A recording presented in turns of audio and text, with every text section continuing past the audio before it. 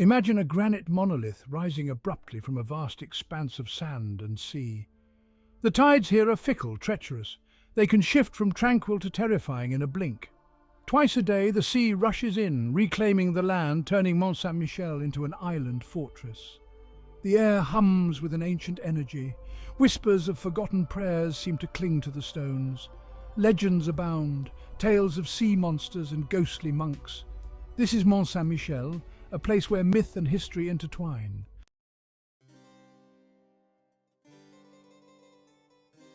Our story begins in the 8th century, in a time of Viking raids and shifting allegiances. The young Bishop of Avranches, Aubert, was said to have been visited by the Archangel Michael himself. Michael, the warrior angel, commanded Aubert to build a monastery atop the island then known as Mont.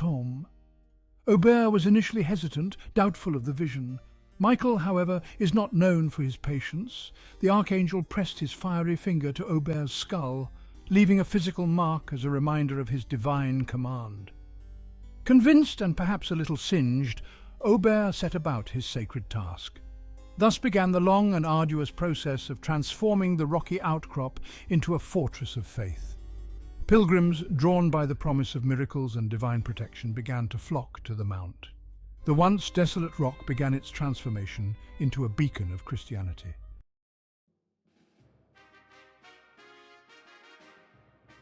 The early monks of Mont Saint-Michel were a hardy breed. They toiled tirelessly, their days a relentless cycle of prayer, construction and the ever-present battle against the sea. The tides dictated their lives. At low tide they would scramble across the treacherous sands, hauling materials from the mainland. As the waters rose, they would retreat to the safety of the mount, watching as their precarious link to the outside world vanished beneath the waves. The elements were a constant threat.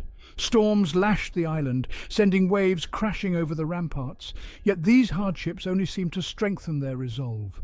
They believed themselves to be soldiers of God, their abbey a fortress of faith on the edge of the world.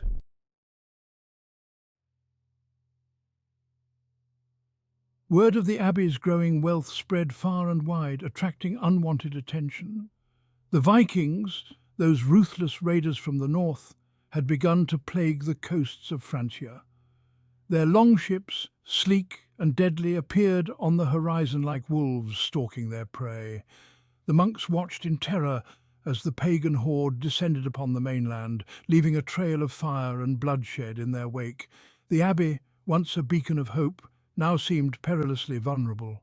The tides, their fickle ally, could just as easily become their prison. The monks knew they had to prepare for the worst. They strengthened their defences, stockpiling supplies and transforming the abbey into an impromptu fortress.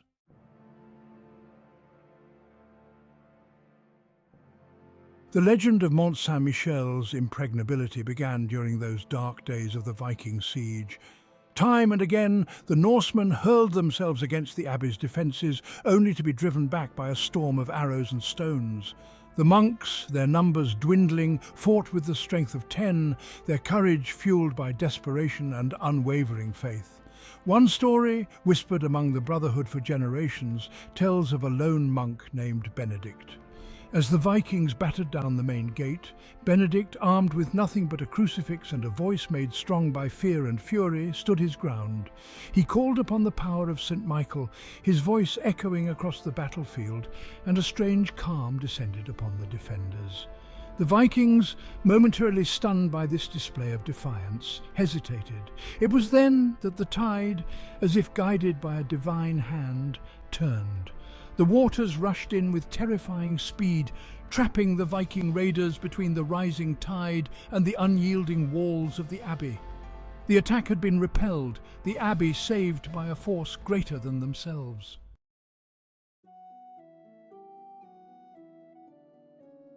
The Viking siege left its mark on Mont Saint-Michel, both physically and spiritually. The abbey, though victorious, bore the scars of battle. Repairs were essential, but the monks saw an opportunity.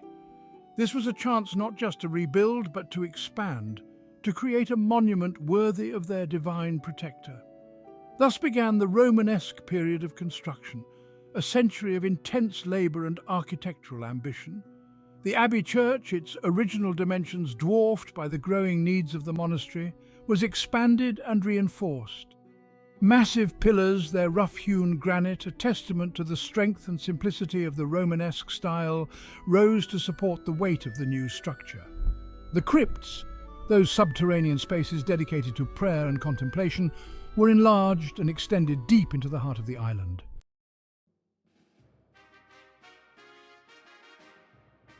By the 13th century, a new architectural style was sweeping across Europe.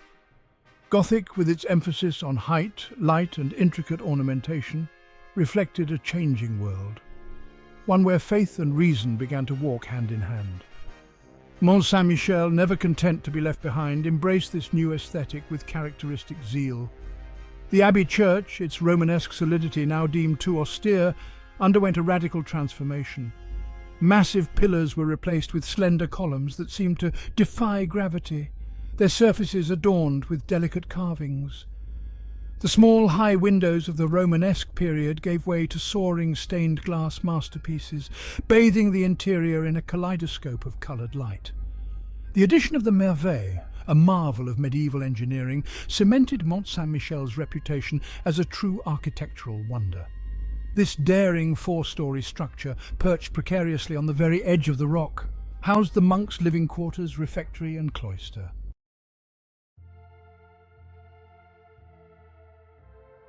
The 14th and 15th centuries brought a series of challenges that tested the resilience of Mont Saint-Michel. The 100 Years' War, a brutal conflict between England and France, cast a long shadow over the land. The abbey, strategically important due to its location and impregnability, found itself caught in the crossfire. English forces, eager to capture this symbolic stronghold, laid siege to the island multiple times. The monks, their ranks bolstered by soldiers sent from the French crown, fought back with the tenacity of their Viking-age predecessors. The abbey's defences, strengthened and improved over the centuries, held firm. The English, unable to overcome the island's natural fortifications and the defenders' stubborn resistance, eventually abandoned their attempts to capture Mont Saint-Michel. But the war took its toll. Resources were stretched thin, pilgrimages dwindled, and the abbey's spiritual life suffered. Yet even in these dark times the monks clung to their faith, their prayers a constant murmur amidst the clang of armour and the thud of cannon fire.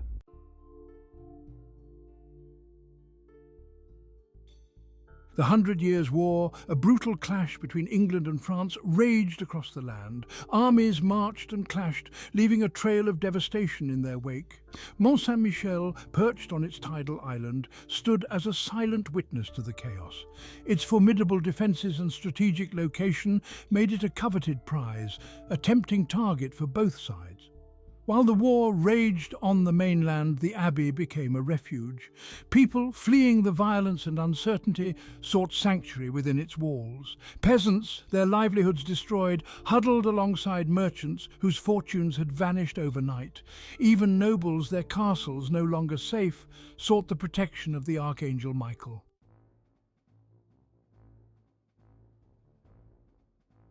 Despite the chaos engulfing the outside world, life within the abbey walls had to continue. The daily rhythms of prayer, work and study provided a semblance of order amidst the uncertainty. But the war cast a long shadow, even within the abbey's sacred spaces. Whispers of intrigue and betrayal found their way into the cloisters, carried by travellers seeking refuge or monks returning from missions beyond the island. Rumours of secret alliances, of French nobles collaborating with the English for power, circulated among the brothers. Trust became a precious commodity, doubt a constant companion. One name, whispered more often than others, sent chills down their spines: Gilles de Rais. A former comrade in arms of Joan of Arc, a hero of France, de Rais had descended into darkness.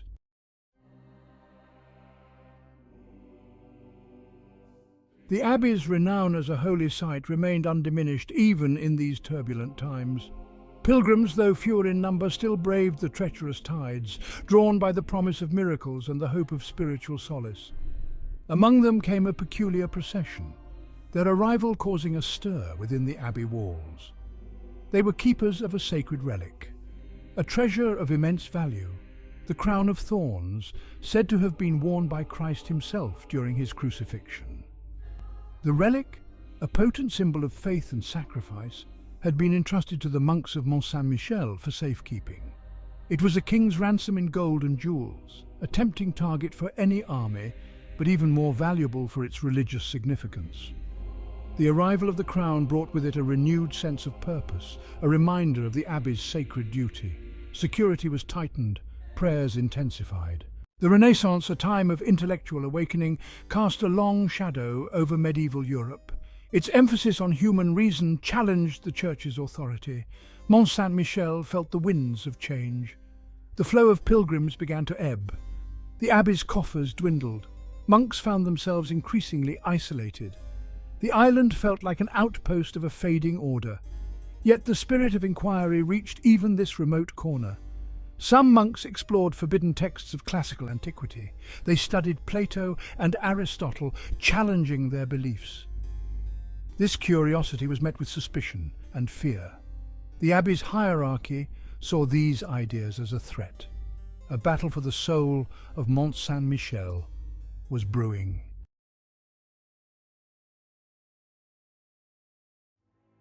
The winds of change in the 16th and 17th centuries brought turmoil. The Reformation shattered Christendom, plunging Europe into religious wars.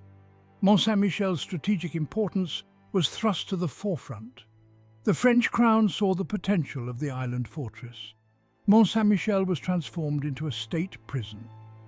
The abbey's halls echoed with the clanging of iron bars and the cries of prisoners. Monks shared their space with criminals and political prisoners. The abbey became a symbol of the state's power. The conditions within the prison were harsh. The island's isolation became a tool of punishment. Prisoners languished in damp dungeons, their only companions, the rats. Mont Saint-Michel had become a place of despair.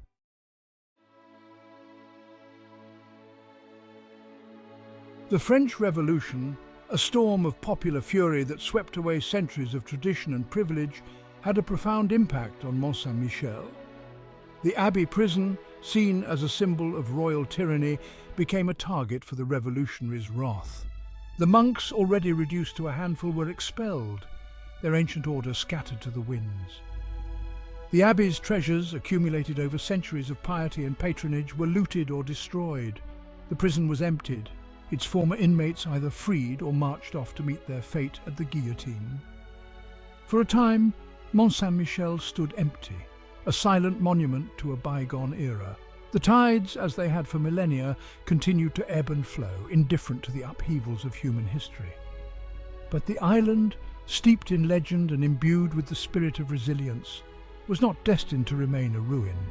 The Revolution, in its own way, had sown the seeds of the abbey's rebirth. The very act of destruction had awakened a sense of national pride in this unique historical treasure. Writers, artists and intellectuals, inspired by the abbey's dramatic beauty and its tumultuous past, began to champion its preservation. A movement to restore Mont Saint-Michel to its former glory began to gather momentum. The 19th century dawned on a Mont Saint-Michel stripped bare. Gone were the monks, the prisoners, the echoes of chanting and clinking chains. Silence hung heavy, broken only by the cries of gulls and the relentless surge of the tide. The abbey, once a symbol of faith and power, stood as a stark and beautiful ruin. But even in its desolation, the island exuded an undeniable allure. Word of its beauty spread, attracting artists, writers and dreamers. They came seeking inspiration, filling sketchbooks and notebooks with its beauty and melancholy. Victor Hugo described it as a pyramid of granite bathed in the waves. His words resonated with a public eager to reconnect with its heritage. Restoration efforts began to breathe new life into the ancient stones. Mont Saint-Michel was poised for a remarkable resurrection.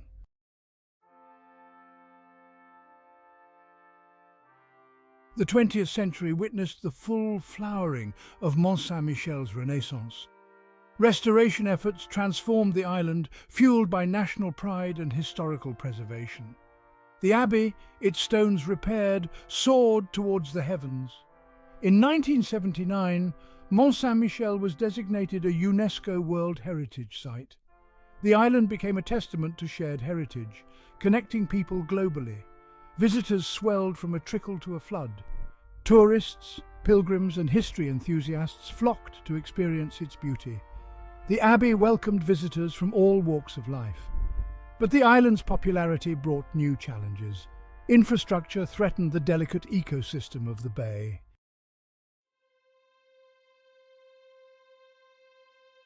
Mont Saint-Michel stands as a testament to human ingenuity and the balance between preservation and progress. The sleek modern bridge allows the tides to flow freely once more. The island has regained its mystical aura, rising from the waters like an apparition. The abbey, meticulously restored, continues to inspire awe and wonder. Within its walls, stories of faith, ambition, artistry and engineering unfold. The whispers of monks, the clang of prison bars and tourists' voices blend into a symphony of history. Mont Saint-Michel is a place where myth and reality intertwine, blurring the boundaries of time.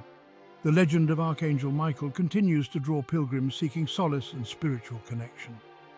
As you stand on the ramparts, you can almost feel the weight of history pressing down on you.